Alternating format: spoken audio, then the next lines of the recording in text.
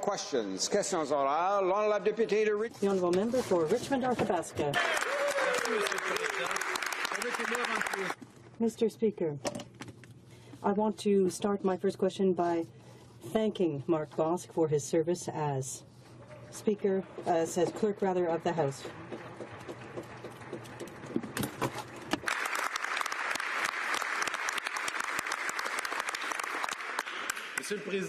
Mr. Speaker, by authorizing the sale of a company that makes equipment used to keep us and the Americans safe to Chinese, the Prime Minister has shown us two things this week. First of all, he's irresponsible when it comes to our national security. And secondly, the Liberals are damaging our relations with our main ally, the Americans. Mr. Speaker, when will the Prime Minister finally get his priorities straight and tell Canadians what really happened in this issue? The Honourable Parliamentary Secretary to the Minister of Science and Innovation. Mr. Speaker, national security is an absolute priority for our government. All transactions reviewed under the Investment Act are subject to a security review in several stages. We can confirm, Mr. Speaker, that pursuant to the Act, the process was followed and it was determined that there wasn't a national security risk here. During the process, Mr. Speaker, our security agencies have access to all necessary information. We have never compromised national security, and we will never do so. The Honourable Member for Richmond-Arthabaska. Mr. Speaker, we are tired of the rhetoric. That's not the truth. These are serious matters. A Canadian company is being sold. It is being sold to foreigners.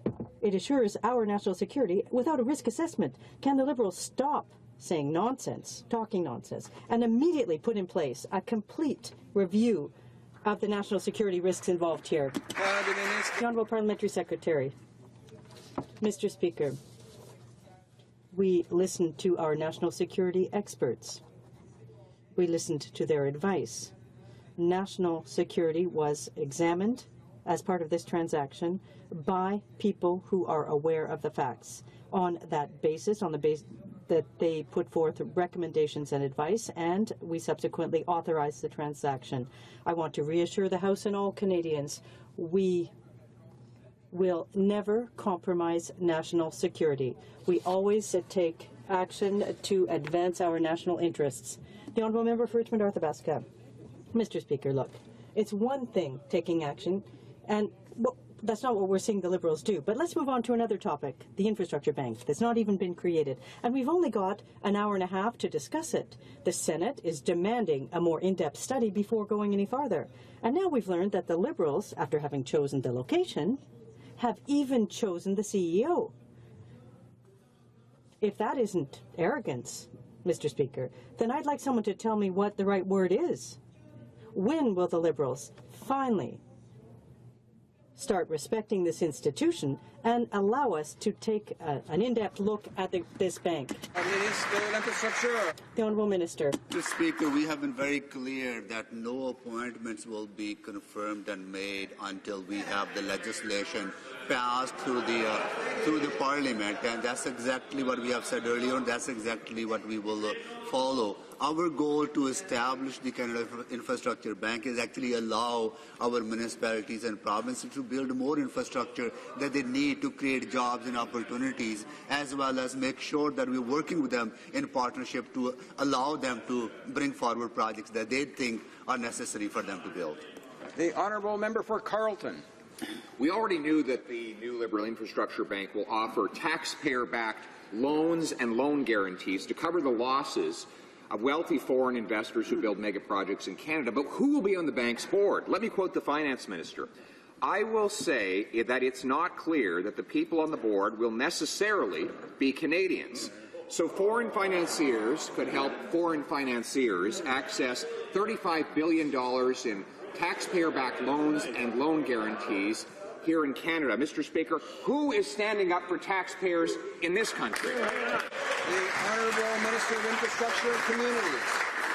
Well, Mr. Speaker, unlike the honourable member, we have a confidence that we will be able to attract Canadians who have the talent, expertise, and we will make sure that we reflect the regional diversity of our country, that we reflect the gender parity of our country. We also attract people from diverse backgrounds. We want to make sure that the board of the Infrastructure Bank reflects who we are as Canadians, and that's exactly what we will achieve. The honourable member for Carleton. Well, who we are as Canadians, we're people who have Canadian passports. Yet the finance minister said that he might consider someone who has the expertise but does not have a Canadian passport. Those were his words yesterday in a Senate committee hearing, Mr. Speaker. So Canadian tax dollars will be put at risk at the aid of foreign investors who, if they lose money on an infrastructure mega project, will get backup from the people in this country who pay taxes and have Canadian citizenship. Can that minister guarantee that no one will be on the board of the Infrastructure Bank other than a Canadian citizen? The Honourable Minister of Infrastructure and Communities. Well, Speaker, what the honourable member is failing to understand that our own Canadian pension funds, such as Canada Pension Plan Investment Board, the teachers' pension plan, the OMERS, Caisse de Dépôt, Alberta Investment Management Corporation, they invest in other countries' infrastructure. Right. What is wrong that we allow them and create conditions to invest in our own country, to create jobs in our own country, and allow us to strengthen our middle class in our own country to create opportunity? That's exactly what we're focused on, and the board will reflect the diversity of the Canadian communities. Honourable Deputy de Beloit. The honourable member for Beloit-Chambly. Mr. Speaker, the minister didn't answer the question yesterday, so I'll try again. According to the media, the Liberals plan to give the police additional powers to access Canadians' personal information on the internet without a warrant. The Supreme Court has already ruled that a program like that would not respect the Charter. It would be a major breach of our privacy rights, and it would be another broken promises by the Liberals. Can the minister ensure this House that no such program will exist? The Honourable Minister of Public Safety. Mr. Speaker, the details of the legislation that will ultimately be proposed cannot be discussed until that legislation is before the House of Commons. Those are the rules of this House. But I can assure the honourable gentleman and all Canadians that the new proposals with respect to national security will fully respect the Canadian Constitution. Honourable Member for North Island, Powell River. Mr. Speaker, I don't think this is the kind of assurance that Canadians expect to hear. Let's look at the government's actual record. The Liberals voted for Bill C-51 under the previous government. Then they claimed, right after they won the election, that they were preparing legislation to undo many of its provisions. And here we are, 2 years later, and Bill C-51 is completely untouched. Mr. Speaker, how can the Liberals be trusted with protecting the privacy and civil liberties of Canadians? The Honourable Minister of Public Safety. Mr. Speaker, when the legislation is presented at this House, the honourable member will have her full answer. The fact of the matter is we've taken the last 18 months to consult carefully with Canadians. Over 75,000 submissions were received in response to our consultations, and our objective is to make sure that we accomplish two things simultaneously: keeping Canadians safe and making sure we safeguard the rights and freedoms of Canadians. The Honourable Member for North Island, Powell River. The Finance Minister warned the Senate yesterday against splitting the Infrastructure Bank out. I guess the Senate's independent only when it's convenient for the Liberals. But this was exactly what the NDP had proposed to do. The Prime Minister is busy making infrastructure announcements that will be directly linked to the Liberals' Infrastructure Bank. But the Liberals never mentioned the privatization goal of this bank during the campaign, and now they are against taking the time to study it. Don't they understand? It looks like they have something to hide. The Honourable Minister of Infrastructure and Communities. Mr. Speaker, we have put forward a very, very ambitious plan to allow our municipalities to prosper, They allow them to build the infrastructure that they need to grow our economy and to reduce congestion in major urban centers, build more affordable housing, recreational, cultural infrastructure. We believe that by mobilizing institutional investors, pension funds, we can free up resources to build more affordable housing, to build more shelters for women fleeing domestic violence. That is our goal, and that's exactly what we're focused on. Thank you. The Honourable Member for Belleuil-Chambly. Same Canadians they want to work for are going to pay the tolls and user fees that come along with this privatization bank. Now, Mr. Speaker, lots of announcements, but still a lot of questions about the infrastructure bank. Like the NDP, the Senate's calling for the bill to be split to allow for us to try to get the answers to those questions. Privatization, omnibus bills, lack of respect for Parliament. We really wonder who's in power. Was there any change, or is it really Stephen Harper on the other side? What we want to know is why the government won't allow an adequate examination of this privatization bank that will lead to tolls and user fees. Mr. Speaker, what is different is the commitment that we have made to our Canadian communities to allow them the infrastructure they need. We are tripling our investments to $180 billion. That is a historic investment in infrastructure. And the honourable member fully well understands that in the last election, his party had no plan to build the infrastructure, and the party opposite, the Conservative Party, for a decade ignored the needs of the Canadian communities. We are here to work with them to allow them to build the infrastructure they deserve and their citizens need. The Honourable Member for Louis Saint Laurent. Thank you, Mr. Speaker. The Norsat scandal, the sale of a high-tech company to foreign interest without a national review, is tarnishing Canada's international reputation. This makes no sense. Our ambassadors are ill at ease. Our international experts are concerned. Our allies are wondering what's happening. Canadians deserve better. The only way to reassure our international allies and others is by making public all documents. Why isn't the government prepared to do so? The Honourable Parliamentary Secretary. Mr. Speaker, we take national security very seriously. All investments under the Canada Investment Act are subject to a rigorous review process, which contains many steps. In this case, as in all other cases, the process was followed. National security agencies undertook a review and confirmed that the security procedures and guarantees put in place are consistent with our high standards. No transaction, Mr. Speaker, would have taken place if it had not met our strict requirements regarding national security. The Honourable Member for Louis Saint Laurent. Now, this is unacceptable for our international reputation, Mr. Speaker. The government wants to manage this issue, but table the documents. That would eliminate all doubt. If there were no doubts, they wouldn't be afraid to table the document. Transparency is absolutely essential, and it's really costly for Canada's reputation. Why is the government refusing to take action in the best interests of Canada? The Honourable Parliamentary Secretary. Mr. Speaker, when it comes to national security matters, we base our decisions on the opinions of our experts, our national security agencies. That is exactly what we did. They were consulted. They looked at what they needed to. They had the facts available to themselves. It's not based on speculation, as the other party opposite is doing. They looked at the facts. Decisions were fact-based. This is on these matters of national security. We follow the advice of our experts. Mr. Speaker, China isn't shy about its efforts to spy on Canada or our allies. And according to documents obtained from CSIS, China continuously targets our classified information and advanced technology. That didn't seem to stop the Liberals from allowing China's Hytera Communications to buy Norsat, a Canadian company that creates advanced technology used by our military and our allies, which is exactly what China's been after.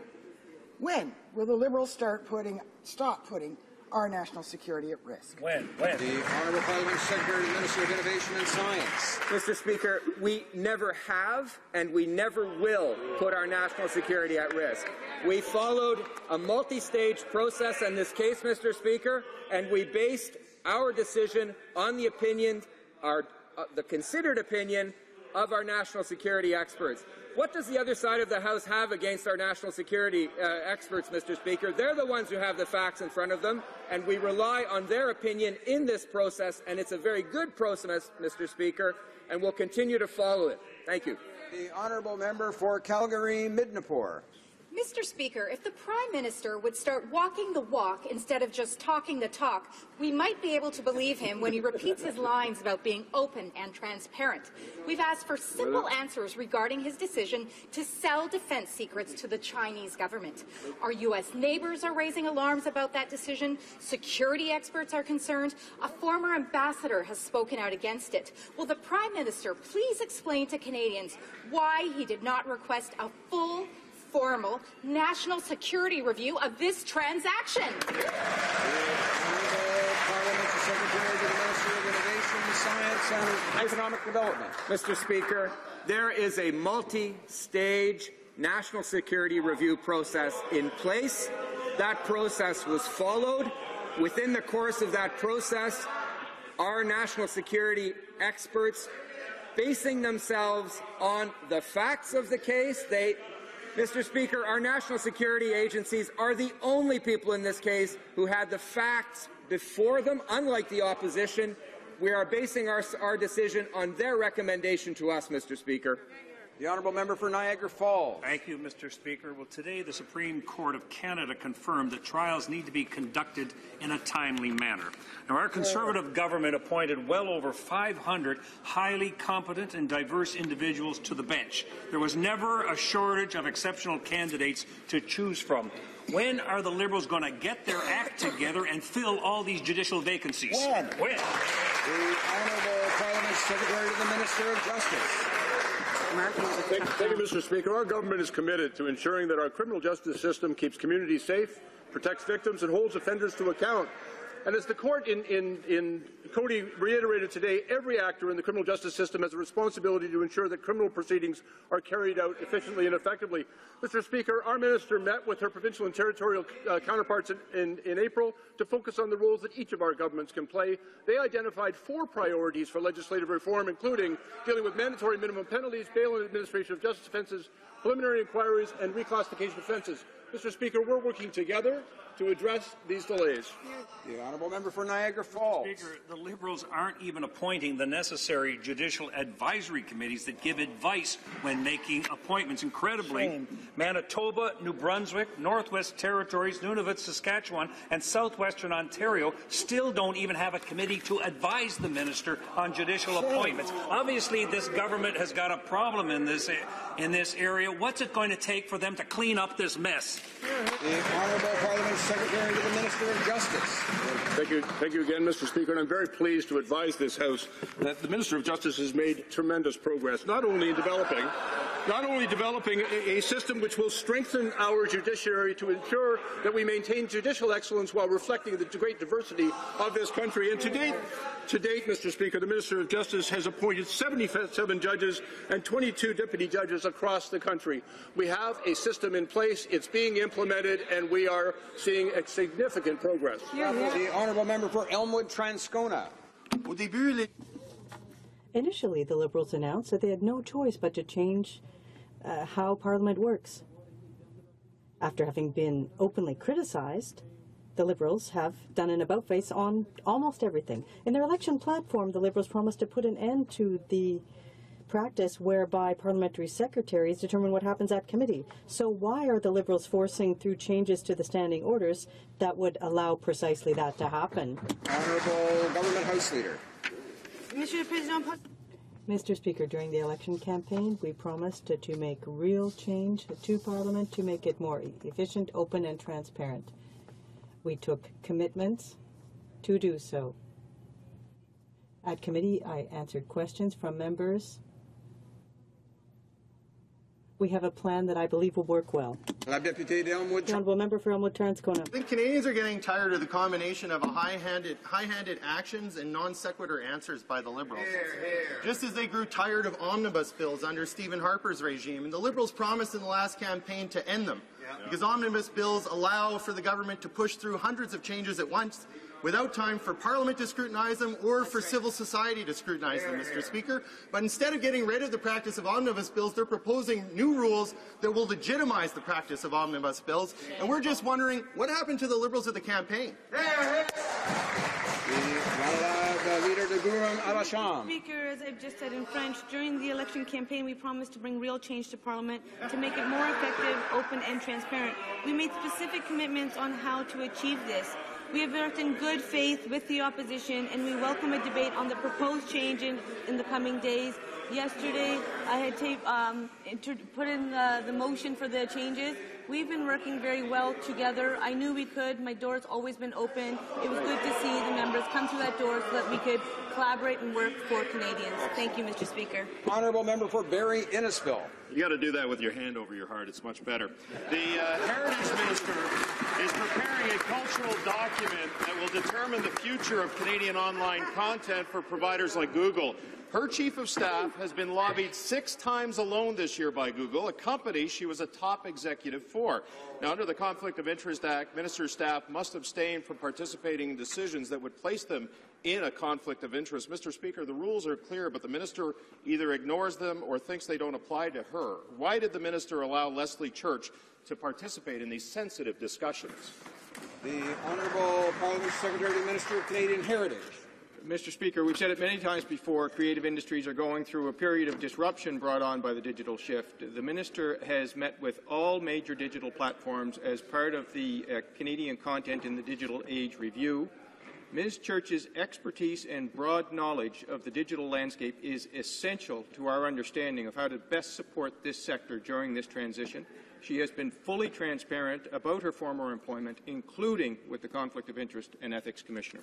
The honourable member for Barrie Innisfil. But she's still in a conflict, Mr. Speaker. Husky Energy recently hired the Natural Resource Minister's former chief of staff, Janet Ansley, worked for the Canadian Association of Petroleum Producers just prior to taking the job with the minister, and Husky lobbied her just before the one-year cooling-off period began. In other words, up until she left the minister's office, she was directly involved in decisions that could directly impact her new employer. Mr. Speaker, again, the law is clear. We know conflicts of interest come natural to the Liberals, but will they stop using their offices as a resource to set their friends up for greener pastures? The Honourable Parliamentary Secretary to the Ministry of Natural Resources. Mr. Speaker, as we well know, all former staff are bound by a set of rules laid out by the Conflict of Interest and Ethics Commissioner. Those rules are quite clear, Mr. Speaker, and those rules will be followed. Thank you. Honourable member for Caribou Prince George. Mr. Speaker, all 5 members appointed by the Prime Minister's office to the Halifax Port Authority donated to the Liberal coffers. That's right. Their combined contributions, $76,000. Will the Prime Minister admit right now that when it comes to appointments, Liberals need only apply? Hear, hear. The Honourable Minister of Transport. Mr. Speaker, a little bit of déjà vu here. I reject the premise of the question, of course, because we are taking a new, open and transparent approach that is merit-based, that is also taking into account diversity, including gender diversity. Now, the Port of Halifax is extremely important for Canada's economy, and I'm very proud of the 5 people that we have named because of their professionalism. This is good for the Port of Halifax. Thank you. The Honourable Member for Caribou Prince George. Mr. Speaker, this is a government that when they were campaigning, they said they were going to be the most open and transparent government in Canadian history. Mr. Speaker, one of those donors gave over $50,000 to the Liberal coffers. It is truly transparent. It's transparent that if you're a Liberal donor, you get the job. If you're a Liberal donor, you get the appointment. If you're a Liberal donor, you get the project. Why is this minister putting the interests of Liberal donors ahead of everyday Canadians? The Honourable Minister of Transport. Again, Mr. Speaker, I totally reject the premise of that question. our selection of board members for the Port of Halifax and any other port across the country is based on an open, transparent, competitive process that is merit-based and that takes into account diversity, including gender diversity as well. We're very proud of the people that we have selected for the Port of Halifax. They're a great group of people who have the interests of the Port of Halifax, the economy of Nova Scotia.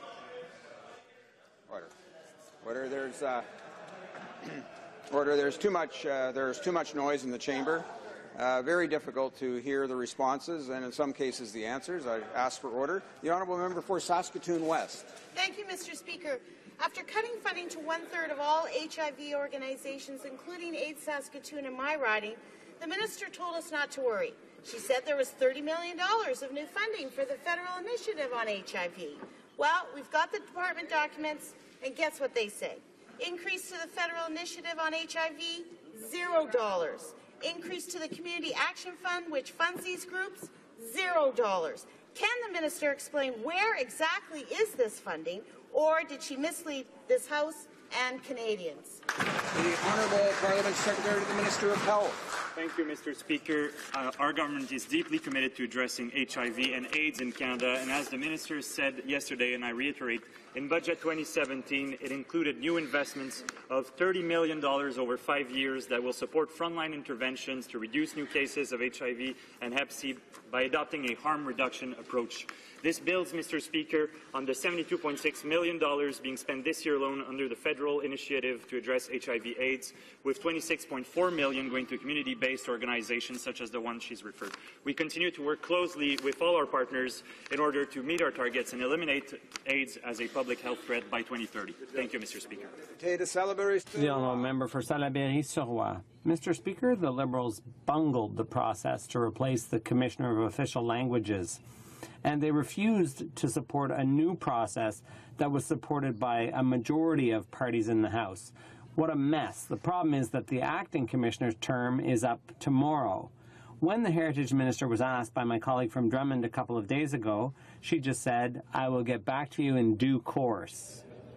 Mr. Speaker, I'd like to give her the opportunity to tell us now who will be enforcing the Official Languages Act as of Sunday. The Honourable Parliamentary Secretary to the Minister of Canadian Heritage. Canada's 2 official languages go to the heart of our culture and identity. They are a priority. We have promised Canadians a new process that's merit-based and open, and that's what we've done.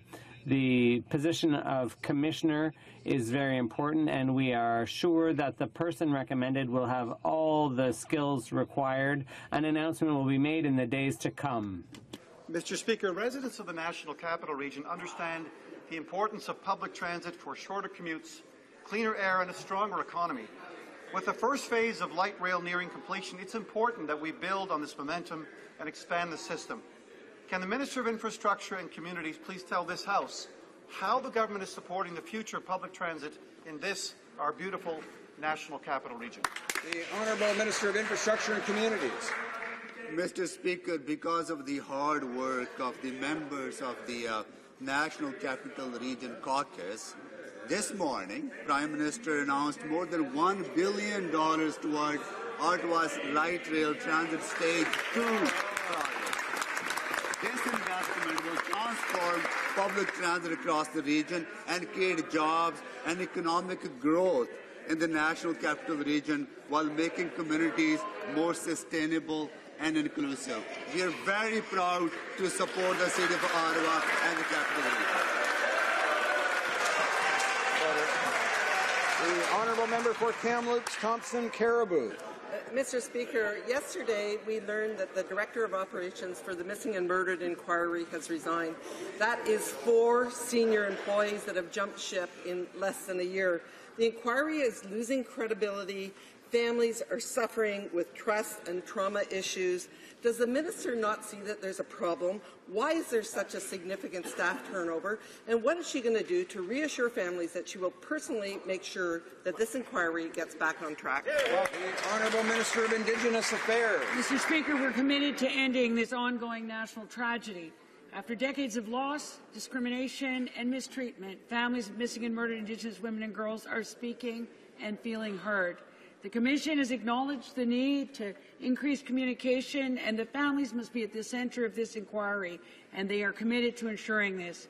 I was also pleased to see the positive feedback from the first family sessions in Whitehorse. I am confident that the Commissioners have the background, the experience, and the mandate to lead this inquiry.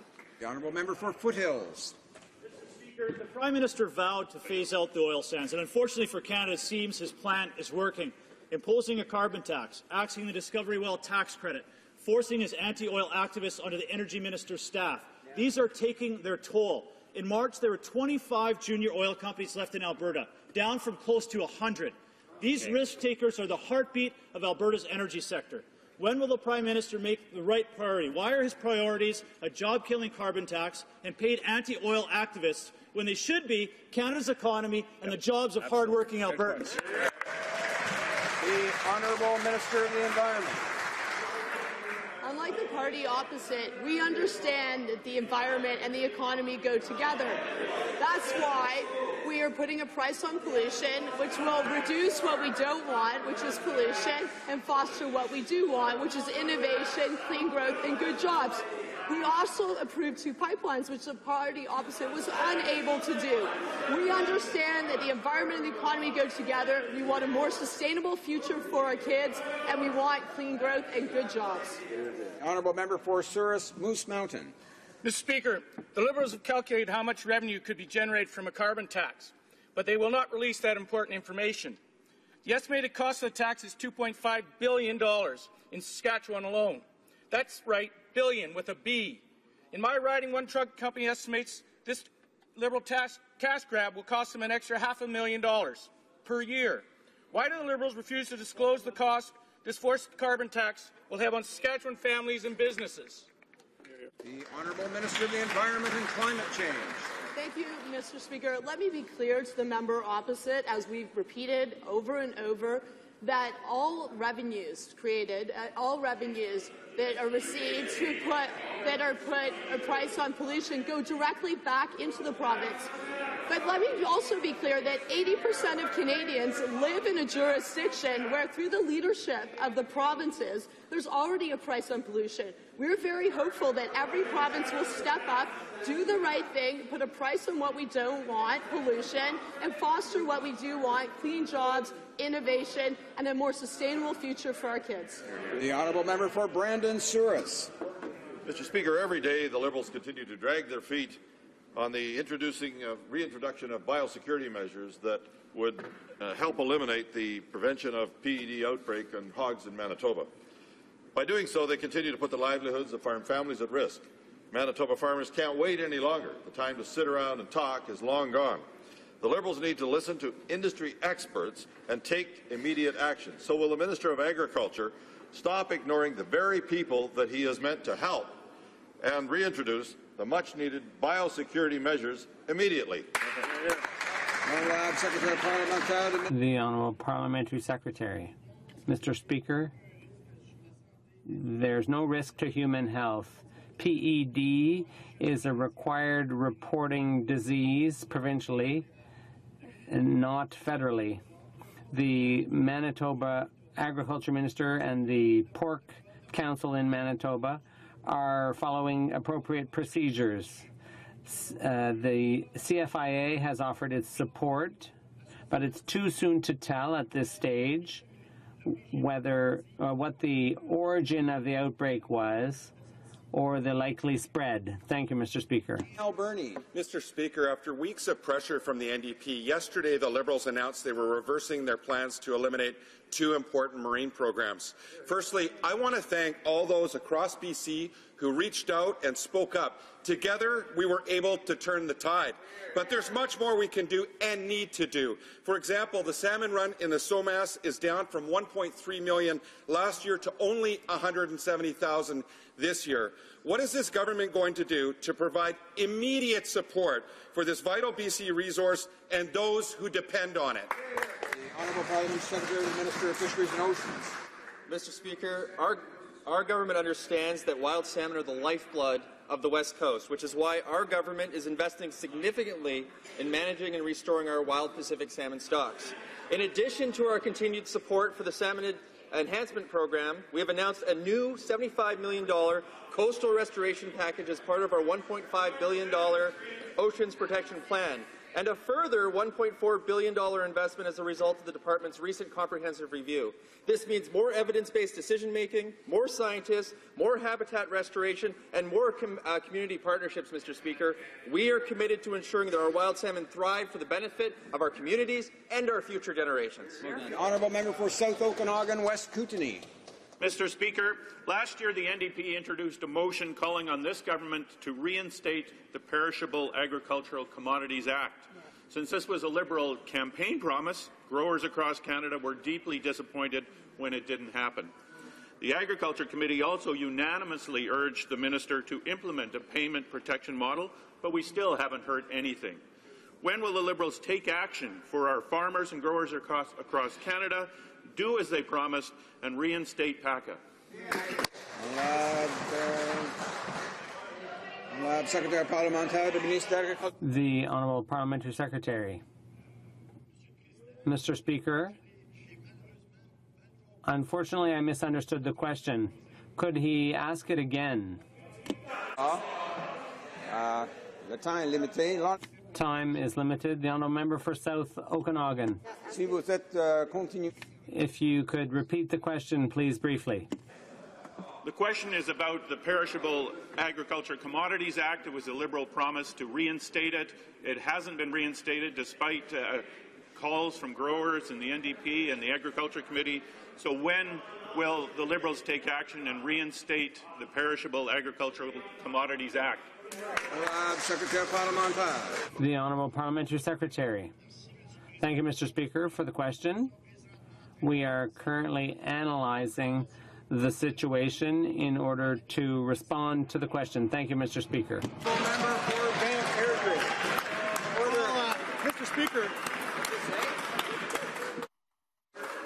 Mr. Speaker, Minister, about the CRA's new tax grab on small businesses like campgrounds and self-storages. However, she's just going to stand up again and once again completely insult small businesses by saying they need to start paying their fair share. And then she'll falsely claim that the Liberal government hasn't changed the tax rules. Is she really that incompetent, or has she finally checked her facts, realized that she's totally wrong, and changed her talking points? The Honourable Parliamentary Secretary to the Minister of National Revenue. Thank you, Mr. Speaker. Mr. Speaker, our government is firmly committed to ensuring every Canadian pays their fair share of taxes. We continue to support small and medium-sized businesses from coast to coast to coast because we recognize that they are the backbone of our economy, Mr. Speaker. Our commitment to tax fairness is at the core of our mandate, and our government will continue to support small and medium-sized businesses. Thank you, Mr. Speaker. For Banff Airdrie. Well, gee, it's almost like I predicted what she was going to say. Now I think they're going to next claim that we failed to act on this somehow. Well, Mr. Speaker, our Conservative government, in fact, conducted a review of this issue in 2015, but those Liberals cancelled that review and then immediately came out with a new interpretation of the rules, and small businesses started receiving huge new tax bills. They even ignored a Finance Committee report that recommended these rules be fixed. It seems the only thing the Liberals are not ignoring is another attempt to punish small businesses. So will the Liberals stop this war on small businesses, or is the minister just going to get up again and tell them they need to start paying their fair share? The Honourable Parliamentary Secretary to the Minister of National Revenue. Thank you, Mr. Speaker. Mr. Speaker, I would like to remind the member opposite that when his party was in the government, they held consultations with stakeholders and decided not to move forward on such legislative change. Mr. Speaker, we continue to support our small and medium-sized businesses from coast to coast to coast because they are the backbone of our economy, Mr. Speaker. Our commitment to tax fairness is at the core of our mandate, and our government will continue to support small and medium-sized businesses. Thank you. Member for Peace River, Westlock. Thank you, Mr. Speaker. And once these small businesses have gone bankrupt, I'm sure the Liberals will be handing out subsidies to them. Mr. Speaker, Nathan has a small farm in my riding. In order to make ends meet, he works for other farmers in the area. One of the farmers he works for happens to be his dad. Now, Liberal changes to the small business tax credits means that arm's-length organizations that exist within farm families must share one small business tax credit. This means Nathan and his dad must now decide how they're going to divide their small business tax credit. Why are the Liberals using the tax code to hurt farm families like Nathan's? The Honourable Government House Leader. This government is committed to supporting our job creators, which are small businesses. We made a commitment to Canadians that we will help our small businesses grow through innovation and trade, and that's exactly what we're doing. We know when it comes to the products and services that our small businesses offer in this country, not only are they good for Canadians, they are good for the world. Small businesses are in communications with us every day. We listen to the very real challenges they are facing. We need them to be able to grow, to create the jobs that Canadians need. We will continue to support our small businesses. Thank you, Mr. Speaker. The Honourable Member for Guelph. Mr. Speaker, I, like many of my colleagues, hear regularly about three issues: a strong, evolving economy that leverages Canada's skills, trades and expertise, a strong, vibrant commitment to the protection of the environment, where innovation creates good jobs, and a strong, clear plan that ties together innovation, infrastructure, and the environment, where the next generation economy works for all Canadians. Can the Minister of the Environment and Climate Change please update this House on how the Low Carbon Economy Fund will help address these issues? Thank you. The Honourable Minister of the Environment and Climate Change. I would like to thank the member from Guelph for his excellent question. The Low Carbon Economy Fund will support the best and most innovative ideas to reduce our emissions for the good of our children and grandchildren, and will create good jobs. This will support projects that will make our homes and buildings more efficient, help companies innovate and access technologies to reduce their emissions, help the forest and agriculture sectors enhance their capacity to capture carbon and to reduce emissions. I'm excited to move forward on this key pillar to supporting our pan-Canadian framework on clean growth and climate change. It's about a more sustainable and cleaner future for our kids and grandkids. The Honourable Member for Portneuf-Jacques-Cartier. When it comes to creating jobs, this government has a partner in the INO in the rapid startup of new, innovative and prosperous businesses, be it in Ontario, Alberta, BC or Quebec. The Minister of Innovation, Science and Economic Development said in the House on February 22nd that he supported its expansion. Since then, nothing has budged. Radio silence. Why aren't the Liberals doing anything? Has the minister had a change of heart? When's he going to invest in the expansion of this world leader, the National Optics Institute, Mr. Speaker? The Honourable Parliamentary Secretary to the Minister. Mr. Speaker, we supported the INO last year in Budget 2016. We will continue to support and invest all across the country in innovative industries, Mr. Speaker, and we created 250,000 jobs in the last 6 months, Mr. Speaker. Those are figures that the previous government never saw. It's fantastic, our record so far, and it will continue. Senator. Mr. Speaker, with the new changing economy moving towards knowledge-based digital economy, we need to make sure we have talent needed to complete the global economy. We need to focus on our own young people and make sure they have the necessary knowledge and skill to compete and succeed in the new economy. Can the Parliament Secretary please explain what steps the government is taking to ensure the young people are ready for the economy of today and tomorrow? The Honourable Parliamentary Secretary to the Minister of Innovation, Science and Economic Development. Mr. Speaker, I'd like to thank the hard-working member from Brampton Centre for his question. Mr. Speaker, we are working hard to ensure that Canadians have the necessary skills to fully participate in the new digital economy. Wednesday, Mr. Speaker, I was delighted to join the Minister and a bunch of kids from Montreal, Toronto and Ottawa who are here in Ottawa to launch CanCode, which over the next 2 years will give 500,000 students from kindergarten to grade 12 the opportunity to learn in-demand skills, especially encouraging young women, Indigenous Canadians and other underrepresented groups. Mr. Speaker, we're investing in our young people today to ensure that they are ready to meet the... The Honourable Member for Yellowhead. Mr. Speaker, Jasper National Park, one of Canada's major tourist destinations, has been devastated by the pine beetle infestation. Much of the forest is dead or dying. The dead trees are a tremendous fuel load and present a significant risk to the community of Jasper. Residents are concerned for their own safety and that of the visitors and the security of their homes. With a high risk of wildfires fueled by a forest devastated by the pine beetle, have the Liberals put a plan in place to protect this park? The Honourable Minister of the Environment and Climate Change. Thank you, Mr. Speaker. Our government is absolutely committed to the ecological integrity of our national parks. That is my first priority as a minister.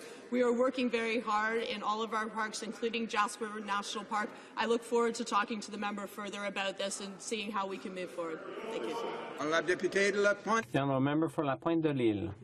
Mr. Speaker, the government of Quebec is asking Ottawa to transfer ownership of 25 federal ports on the St. Lawrence, 5 of the 25 federal ports on the St. Lawrence. It's a good idea because when it comes to port maintenance, the government of Canada is not only negligent, it's just plain irresponsible. Yet more proof of the price Quebec has paid for being subjugated to Canada. Will Ottawa transfer the 5 ports in question to Quebec, along with the $100 million to fix the mess they've created with this infrastructure? The Honourable Minister of Transport. Mr. Speaker, we're very proud of our cooperation with the province of Quebec, particularly because of their marine strategy. And I spoke with Jean Damour, the Minister, and Premier Couillard yesterday about the transfer of ports. And I know they're interested in those 5 ports. The negotiations will begin soon. This is work that will be done cooperatively between the federal and provincial governments, and I'm sure it'll be a beautiful partnership. Thank you. The honourable member for La Pointe de l'Île. Another meaningless answer. Mr. Speaker, with the Infrastructure Bank, Canada can decree that high finance is above the law of Quebec. Environmental protection, farmland, urban planning, there are no guarantees anymore. Quebecers should just sit down and let Toronto decide. For weeks, the Liberals have been saying that that's not what they intended. So if the government doesn't mean to feed Quebec to the lions at the Infrastructure Bank in Toronto, why don't they amend C-44? The Honourable Minister of Infrastructure. Very clear, and I assured the House number of times that Infrastructure Bank and any project undertaken by the Infrastructure Bank would have to abide by the provincial rules, municipal rules. So we respect the local jurisdiction. I'm proud to say that this week we made a significant investment in the city of Montreal, supporting REM projects. That's going to create 34,000 jobs in that region. That's the kind of investment we want to make sure that our municipalities have the right tools to grow their economy and create jobs. Thank you. The honourable member for La Pointe de l'Île. Mr. Speaker, there's no one in Quebec who supports the government on this. No one. Not a single expert agrees with the government. Not one.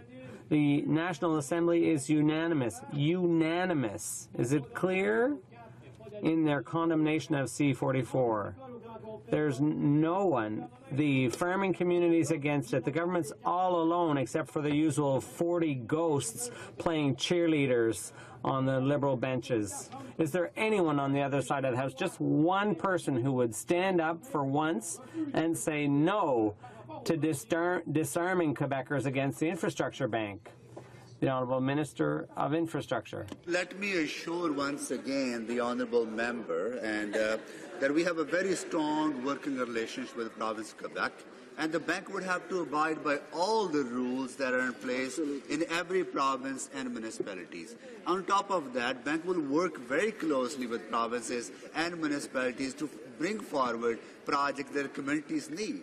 34,000 jobs, Mr. Speaker, created under one project only for the province of Quebec. We are proud to be working with them, and we are proud to support them. Thank you, Mr. Speaker.